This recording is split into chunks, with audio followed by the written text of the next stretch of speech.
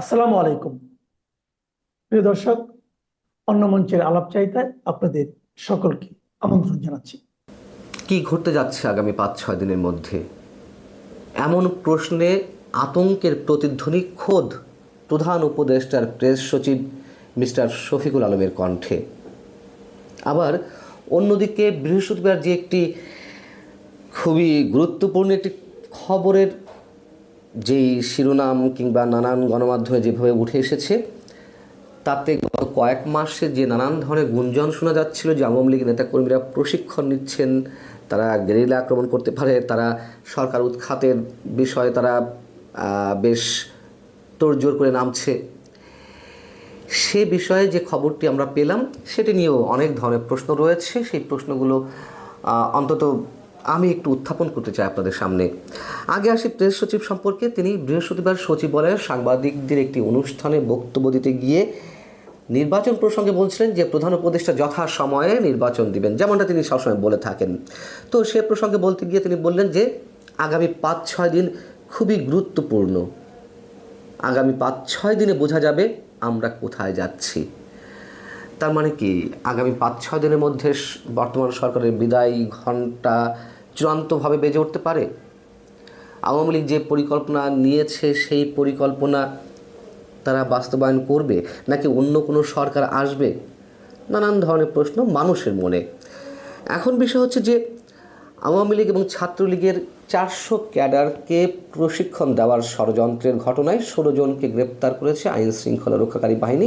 এটি সব গণমাধ্যমে এসেছে এবং বলা হচ্ছে যে প্রশিক্ষণের মূল দায়িত্বে ছিলেন সেনাবাহিনীতে কর্মরত, স্টিল তিনি কাজ করছেন মেজর সাদিকুল হক সাদেক। এবং সরকার উৎখাতের পরিকল্পনা অনুযায়ী এর আগে রাজধানীর ৪টি স্থানে প্রশিক্ষণ চলেছে। সুরক্ষিত একটি স্থানেও নাকি প্রশিক্ষণ দেওয়া হয়েছে আওয়ামী লীগ, ছাত্রলীগ, যুবলীগের বাছাই করা ক্যাডারদের, মানে গণমাধ্যমের খবর অনুযায়ী। এবং সব মিলিয়ে এ পর্যন্ত ২৫০০ জনকে প্রশিক্ষণের আওতায় আনা হয়েছে। আবার এই প্রশিক্ষণের দায়িত্বগুলো সমন্বয় করছিলেন একজন মেজর। এখন ইনি অন্য কোনো মেজর নাকি যেই সাদিকুল হক সাদেককে আটক করা হয়েছে, মেজর সাদেককে, তিনি, এটি ঠিক কনফার্ম নই। এবং এই বিষয়টিতে সার্বিক সহযোগিতা করছিল নাকি যুবলীগ, আওয়ামী লীগের বেশ কয়েকজন নেতা। আর প্রশিক্ষণ সহ সরকারের বিরুদ্ধে তোড়জোড় করে মাঠে নামা বা গেরিলা আক্রমণ ইত্যাদি সব বিষয়গুলো নাকি তত্ত্বাবধান করছিলেন ভারতে অবস্থানরত সাবেক স্বরাষ্ট্রমন্ত্রী আসাদুজ্জামান খান কামাল। এই হচ্ছে মোটা দাগে গণমাধ্যমের খবর। এবং বিষয়টি তখনই গুরুত্বপূর্ণ হয়ে উঠেছে যখন কিনা মেজর সাদেককে হেফাজতে নিয়েছে সেনাবাহিনী, একই সঙ্গে তাকে জিজ্ঞাসাবাদও করা হচ্ছে। এই তথ্যটি স্বীকার করে নিয়েছেন বা নিজের মুখে বলেছেন সেনা সদরের মিলিটারি অপারেশনস পরিদপ্তরের পরিচালক ব্রিগেডিয়ার জেনারেল মোহাম্মদ নাজিমুদ্দৌলা। ঢাকা সেনানিবাস অফিসার্স মেসে একটি সংবাদ সম্মেলন ছিল বৃহস্পতিবার, সেখানে তিনি এই বিষয়ে কথা বলেছেন। তিনি যা বলেছেন তা হচ্ছে এরকম যে মেজর সাদিকের বিষয়টি আমাদের নজরে এসেছে, যদিও বিষয়টি তদন্তাধীন রয়েছে, তারপরেও আমি বলবো এরকম একটা ঘটনার কথা জানার পরে সেনাবাহিনী তাকে হেফাজতে নিয়েছে, তার বিষয়ে তদন্ত চলমান রয়েছে। যেহেতু বিষয়টি তদন্তাধীন, তাই এ বিষয়ে এর চেয়ে বেশি কিছু তিনি বলতে চাননি। শুরুতেই যে কথা বলছিলাম যে এই যে প্রশিক্ষণের বিষয়টি নিয়ে, সেটি নিয়ে খুবই গুরুতর অনেকগুলো প্রশ্ন উঠতে পারে। প্রথম প্রশ্ন হচ্ছে যে আমি বলছি না যে এগুলো একেবারে গুজব বা গুঞ্জন আকারে একেবারে উড়িয়েও দিচ্ছি না, আবার সত্যতা কতখানি সেটি নিয়েও প্রশ্ন উঠতে পারে। প্রথম প্রশ্ন হচ্ছে যে সেনাবাহিনীতে কর্মরত একজন মেজর পদের একজন ব্যক্তিকেই কেন প্রশিক্ষণ দিতে হচ্ছিল? মানে এর চেয়ে আরও ভয়ঙ্কর কোনো প্রশিক্ষণ, গেরিলা আক্রমণের জন্য প্রশিক্ষণ, ট্রেনিং, এগুলো কি দেওয়ার মতন সাবেক কোনো সেনা কর্মকর্তা নেই বা অন্য কোনো ব্যক্তি নেই যে চাকরিতে থাকা অবস্থাতেই একজন মেজর গোপনে আওয়ামী লীগের নেতাকর্মীদের গেরিলা আক্রমণ শেখাচ্ছেন, কীভাবে করতে হয় না করতে হয়। এটি খুবই যৌক্তিক একটি প্রশ্ন আমার মনে হয়।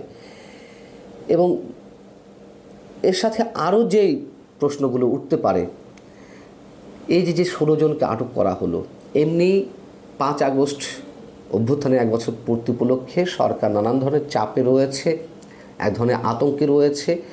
আওয়ামী লীগ কী করে না করে তার নানান ধরনের লক্ষণ আমরা দেখেছি তাদের বিভিন্ন কর্মকাণ্ডে। এবং পুলিশের পক্ষ থেকেও 11 দিন কড়া নিরাপত্তা ব্যবস্থা বজায় রাখার জন্য নানান পর্যায়ে নির্দেশনা দেওয়া হয়েছে, সেটিও আমরা জানি। তাহলে সেই জায়গা থেকে যদি প্রশ্ন করি, এর আগে যত ধরনের অভিযান হয়েছে, ডেভিল হান্ট থেকে শুরু করে, অপারেশন ডেভিল হান্ট থেকে শুরু করে আরও নানান ধরনের অভিযান, চোর ছাত্রদের বিরুদ্ধে, সন্ত্রাসের বিরুদ্ধে, চাঁদাবাজদের বিরুদ্ধে সব জায়গায় আটক হয়েছে আওয়ামী লীগের নেতাকর্মী। এটি কেউ সেই ধরনের কোনো উপলক্ষ আওয়ামী লীগের নেতাকর্মীদের ঢালাওভাবে আটকের? এবং যেটি জানা গেছে গণমাধ্যমে, যে বসুন্ধরা গ্রুপের মধ্যে কোনো নির্জন কোনো স্থানে বা সুরক্ষিত কোনো স্থানেও নাকি প্রশিক্ষণ দেওয়া হচ্ছিল।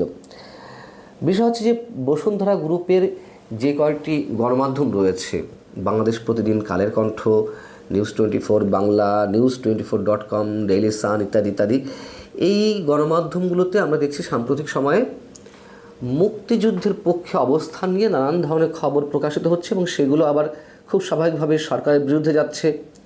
আবার নির্বাচন নিয়েও নানান ধরনের বক্তব্য, অনেকের বেশ কড়া কড়া মন্তব্য তাদের সেখানে ফটো কার্ড করে প্রকাশ করা হচ্ছে। এইগুলো সরকার পক্ষের যারা, তারা আবার ভালো চোখে নিচ্ছিল না। খুব স্বাভাবিকভাবে সরকারের পক্ষ থেকে ধরে নেওয়া হয়েছে যে বসুন্ধরা গ্রুপ সরকারের বিরুদ্ধে উঠে পড়ে লেগেছে।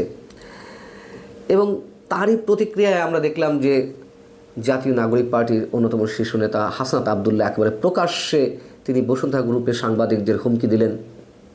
সে বিষয়ে সরকার নীরব, কিছু বলল না। এইগুলো তারই কোনো অংশ কি না আমরা জানি না।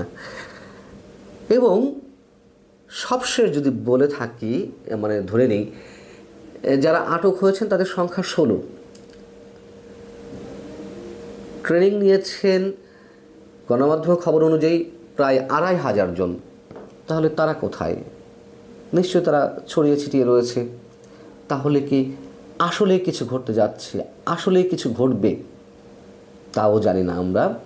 শুধু গুঞ্জন চারিদিকে অনেক ধরনের অনেক খবর বাতাসে ছড়িয়ে বেড়াচ্ছে। এবং এই কথাও তো সত্য, গত কয়েকদিন ধরে সুশীল সমাজ থেকে শুরু করে বিভিন্ন মহল থেকে এরকম মন্তব্য করা হচ্ছে যে সরকারের বিদায় ঘণ্টা বেজে উঠেছে। আসলেই আগামী 5-6 দিন অবশ্যই খুবই গুরুত্বপূর্ণ।